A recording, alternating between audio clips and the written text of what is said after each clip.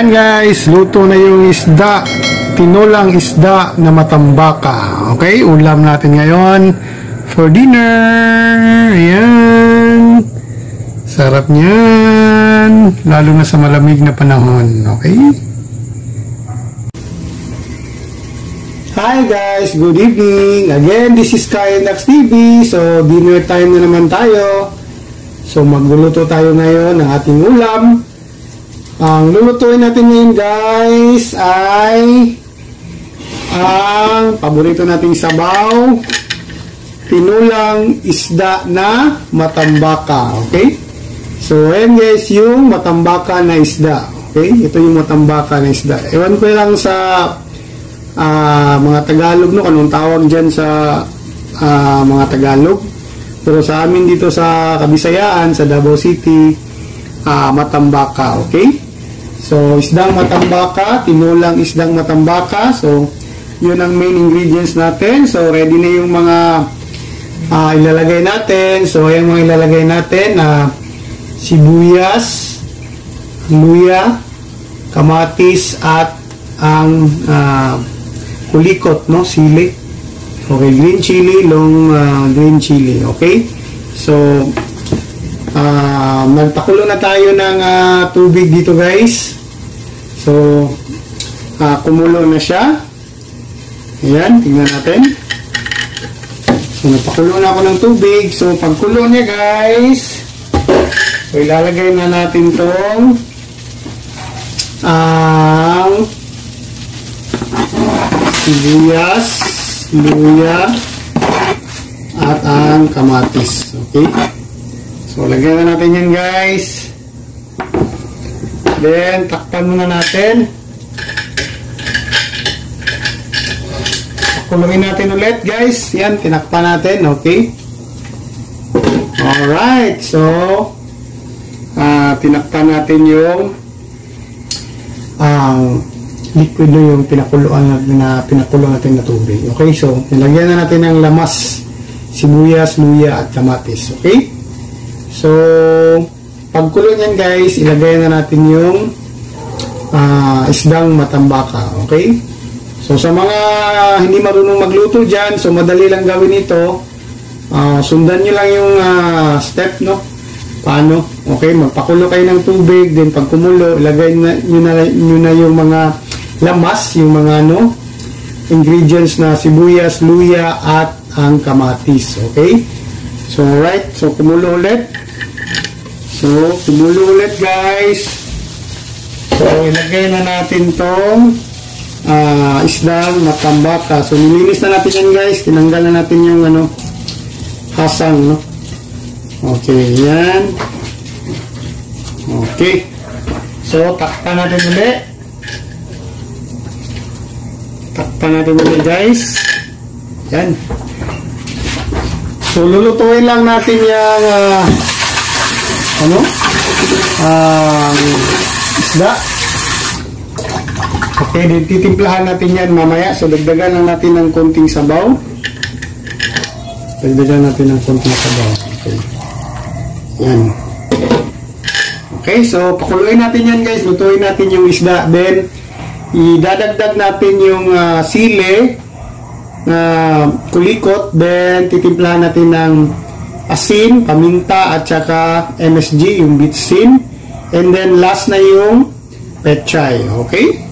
So, madali lang guys. Tinulang isda na matambaka. Okay?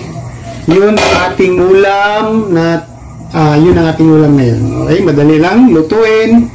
Simpleng-simple lang. Okay?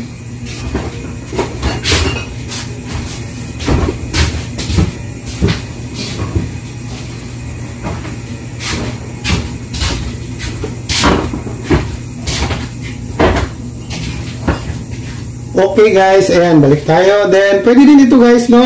Kung wala kayong mahanap na ganitong isda, pwede din yung galunggong, no? Galunggong, malalaking galunggong, ganito kalaki. Pwede din galunggong, no? Magsabaw kayo ng tinulang galunggong, bariles, malasugi, bangus. So, pwede din siya gawing tinulang isda, okay? Masarap kasi yung tinola guys, isda, no? Kasi sabaw, masabaw siya. So, napakadaling gawin lang yan. Sa mga hindi marunong magluto, ayan, sundan nyo lang itong ginawa ko.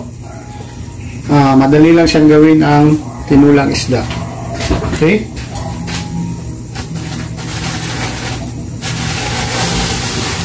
Susunod natin yung ano guys, yung sili at saka timplahan natin yung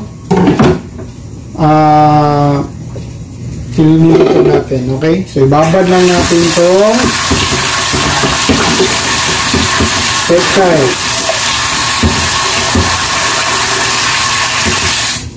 Okay? So, last na itong pechay guys. Ito guys. Last na itong pechay. Binabad ko sa tubig. So, last na itong pechay. Okay? Pag kumulo ulit, titimplahan natin. Kasi yung isda, madali lang lutuin yung isda, no? So, yun ang ating, ito yung ulam natin ngayon, guys. Mahilig kasi ako sa isda, guys, no? Isda, chicken. Hindi ako masyadong hilig sa mga red meat. Yung mga beef at saka pork, hindi ako masyadong hilig dyan. Pero kumakain tayo, paminsan-minsan. So, mostly talaga isda, chicken, gulay, yung inuulam natin, okay? So, ayan guys, kumulo na yung yung liquid, yung sabaw natin. Then, titiplahan na natin ang sabaw, ang ulam natin. Okay, so ilalagay na din natin yung sili. Ayan, lalagay natin yung sili guys. Kulikot. Green chili. Then, hello, meow meow. Asin ito guys, itimplahan natin ng asin.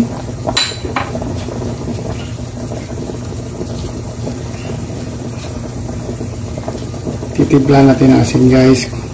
Ayan, so, titikman lang natin yung niluto natin mamaya, no? So, magdadagdag lang tayo. Then, MSG. So, MSG guys, Bitsin, MSG.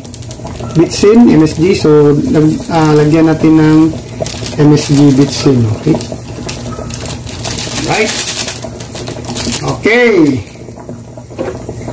So, ayan guys. Haluin lang natin guys. Okay, tapos,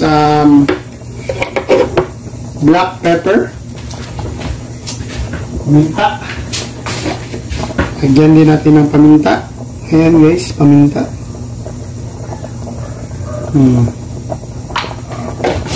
Okay. Then, haluin natin. Okay, so, tikman na natin guys ha.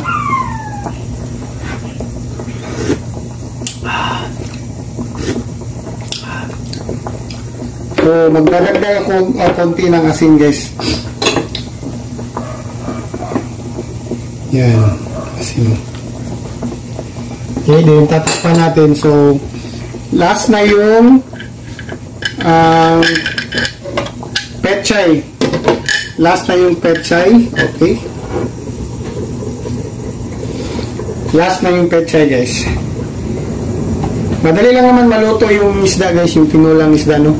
Dali lang yung lutuin. Okay.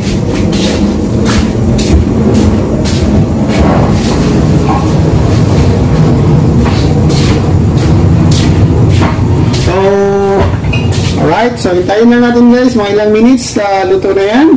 Kumulo na guys. Lagyan na natin yung pechay. Lagyan na natin yung pechay guys. So, ang pechay, binabad ko yung pechay. Yan, binabad ko yung pechay. So, lagyan natin yung pechay, guys. Pechay. Okay. Yan. Okay, so, takpan natin. Alright. So, ganun, guys. Last na yung pechay. So, hintayin na lang natin mga ilang minutes, no? Maluto ng konti na yung pechay, maluto yung pechay ng matigas na siya, patigas pa kasi siya, so palamutin lang konti, mga ilang minutes lang yan ang pechay, guys. Okay?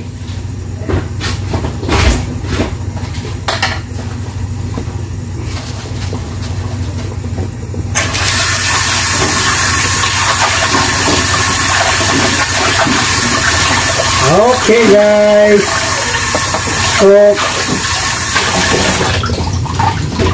So ganun lang kadali magluto ng tinulang isda. Okay? Mamalasugi man yan, mabarilis, galunggong, bangus, matambaka. So the same lang yung procedure, the same lang yung pagluto niya, no? Ganito din ang pagluto. Okay? So depende na sa inyo kung may dadagdag kayo. Pwede ding lagyan ng sibuyas dahon, no? Kung meron kayong sibuyas dahon, pwede ding dagdagan para lalong sumarap. Okay, tikman natin ulit, guys. Okay, kung kailangan na bang patayin natin itong magdadagdag pa tayo ng asin. Tingnan lang natin, tikman lang natin.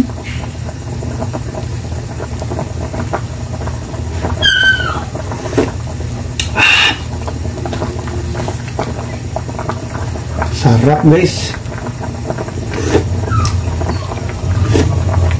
Okay na to, guys. Pwede na to. Sarap. Alright. Okay, tama na itong alat, guys. Huwag masyadong maalat kasi nakakasira yan ng kidney. Sama niya, kaya nag-vlog ko din eh. So ito, guys, luto na ito, guys, no? Ready to serve na tayo, guys, okay? Yan, guys, pakita natin sa inyo, okay? Yan.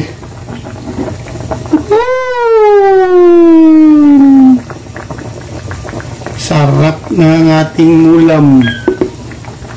Tinulang isda na matambaka. Okay? So again, guys, thank you so much. Kita-kits ulit tayo sa ating mga susunod na mga videos. This is Kai and Dax TV. Babu!